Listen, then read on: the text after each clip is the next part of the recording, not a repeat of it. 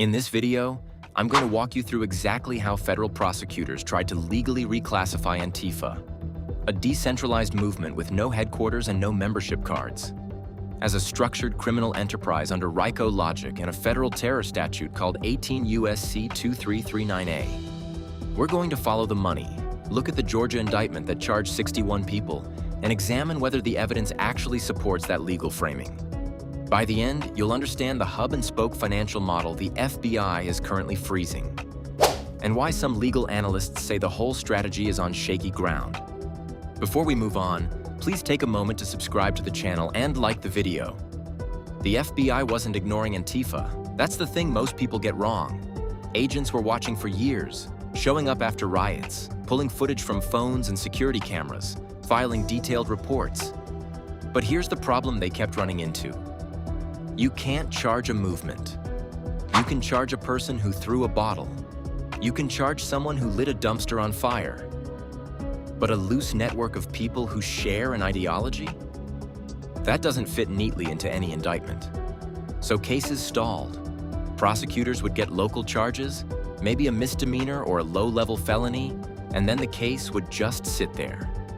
No larger conspiracy to point to, no organization to dismantle, just individuals, and not enough to build anything bigger from.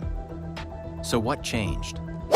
DHS and FBI analysts started mapping activity differently. Instead of looking at individual incidents, they started tracking patterns across cities: Atlanta, Portland, Chicago, LA. Analysts noticed that activity kept clustering around the same people. Same gear showing up at different events, same timing, same communication windows before things escalated. They started calling this a hub-and-spoke structure. Not a headquarters, not a chain of command, but nodes. Specific people in specific cities who seemed to be coordinating logistics even if nobody was issuing orders from the top. And that shift in how they were thinking about the network is what opened the door to something called pre-incident interdiction.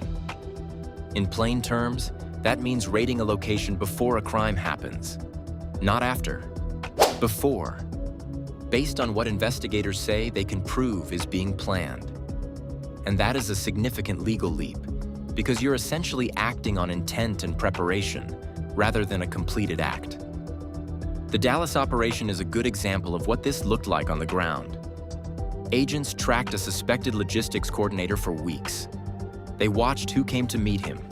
They tracked what got moved: gear, cash, equipment. They followed where money was going. Nobody was arrested mid-riot. The surveillance was about mapping the prep work, not the event itself. Then there was the Portland drop point raid. 6 minutes total.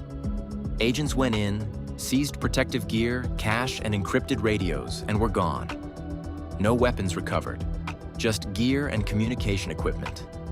And that distinction, gear versus weapons, matters a lot for what prosecutors tried to argue next because it shaped how they framed the legal case.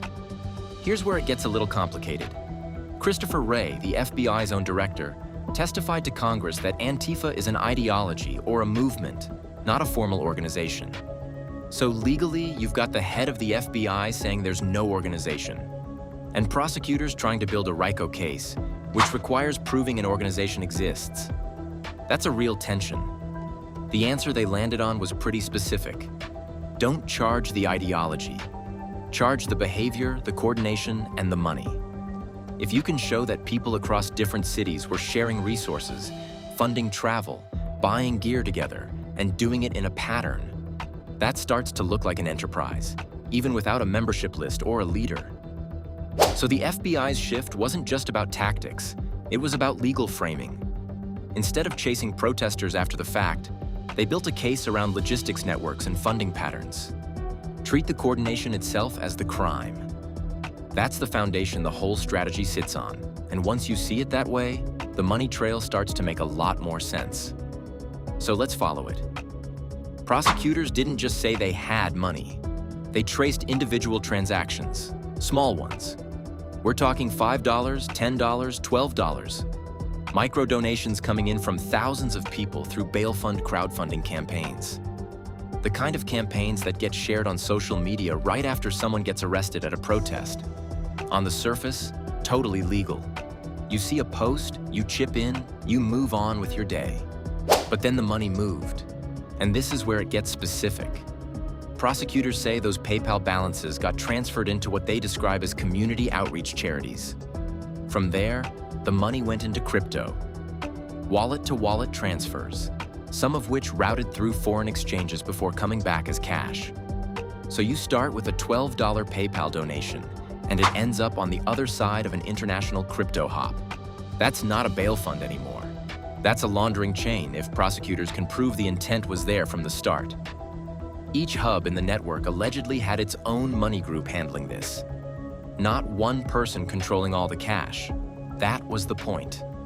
The financial layer was specifically built to keep accountability spread out. Rotating leaders assigned tasks. There was a media contact for each hub, too. No single person had visibility into the whole flow, so if one person got arrested, they genuinely couldn't give up the full picture even if they wanted to. The Georgia case gave prosecutors a chance to get really granular about what that money actually bought. They pointed to camping fuel purchases, travel costs for people coming in from out of state, encrypted communication devices. And the purchases weren't done in bulk. They were small, scattered buys, spread across different transactions to stay under the thresholds that trigger automatic financial monitoring. That's a deliberate pattern, and prosecutors argued it showed planning, not coincidence. This is where 18 U.S.C. 2339A enters the picture. That's the Federal Material Support for Terrorism statute, and it's broad. You don't have to be a member of a designated terrorist group for it to apply. You just have to have knowingly provided support, money, gear, travel costs, toward violent crimes that qualify as terrorism under federal law. Prosecutors argued the encrypted radios and the out-of-state travel funding hit that bar. Legal analysts at Lawfare pushed back on that pretty quickly, though. Their argument was that 2339A is redundant here. If you're already charging someone for the actual violent acts, stacking a terrorism label on top doesn't add much legally. It looks to some scholars more like a way to signal how serious the government is taking this than a tool that actually changes what prosecutors can prove or punish. The Georgia indictment charged 61 people under the state's racketeering law, which works basically like RICO. And to make that charge stick, prosecutors needed to show an enterprise, a real structure with a pattern of connected criminal acts. The financial network was their answer to that. The hubs, the rotating leaders, the shared money pools. That was their evidence that a structure existed, even without a central command. So the FBI is now freezing accounts tied to this model, one by one. The theory is straightforward. Cut the money and the travel stops, the gear stops, the coordination stops. Whether that legal theory holds up in court is still an open question, and let me know in the comments what you think about that. But the freezes are already happening right now. The government didn't prove Antifa has a boss. They proved it has a bank account and a pattern. That's the whole case, and it's being tested in court right now. The bigger question is whether a decentralized movement can legally count as a single criminal enterprise. Because if it can, that precedent applies to other loosely organized groups too. Not just this one. Don't forget to like and subscribe if you want to stick with us as those court cases actually play out. Because what happened next in the Georgia case, the dropped charges, the legal challenges, the appellate arguments, that's coming.